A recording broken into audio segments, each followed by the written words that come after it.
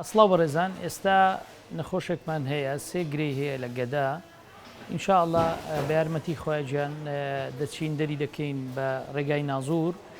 طبعاً ئێستا خۆی دەتوانین ئەوە بڵین زیادە گۆشت زیاتر چونکە گرەی باڵین سەرەتانی عادەتەن بە نازور دەکرێت بەڵام زەحمەتە هەموو وەختێک ناکرێت ئیلا ئەگەر زۆر بچوک بێ بەڵام زیادە گۆشت ئاسانترە لە بۆ ئێمە. بۆی یەک لە سوودە گرنگەکانی بەڕاستی ئەنجامدانی نازور هەم هی گەدا هەمی قۆڵۆن بریتە لەوەی ئەگەر گرەیەکی بچووک هەبێ خۆشەویستان ئێمە دەتوانین بە نازور هەڵبگرین بەبێ ئەوەی نەخۆشەکە چەند ڕۆژ لە نەخۆشخانە بمێنێتەوە. عادەتەن مەشاکلی زۆر کەمە، ینی کونبوونی ئەگەرێکی بچووکەیە یان خوێنبەربوون ئەگەرێکی بچووکەیە ئەجنا هیچ کێشەی نییە، دەتوانێت ڕۆژی دوایی بچێتەوە سەرکاری خۆی. بۆی ئینشاءڵڵا ئێستا گەرخوا ئیزن بدا دەچین ئەو سێگرەیە دەردەکەین.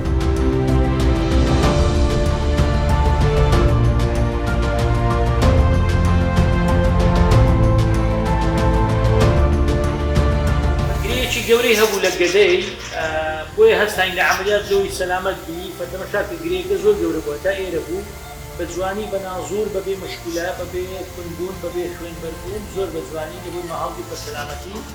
فإنشاءالله ئێستا گرەیەکەشی لە بۆ دەردەکەین باش ئینشاءالله.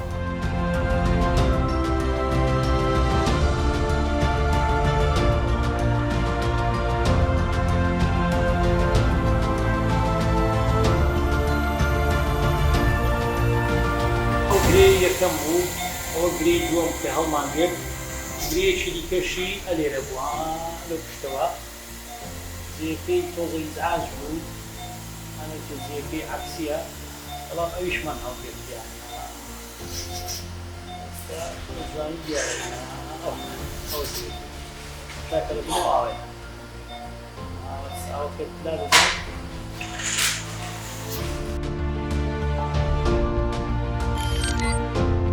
میهرەبانی دڵسۆزی و لێزانی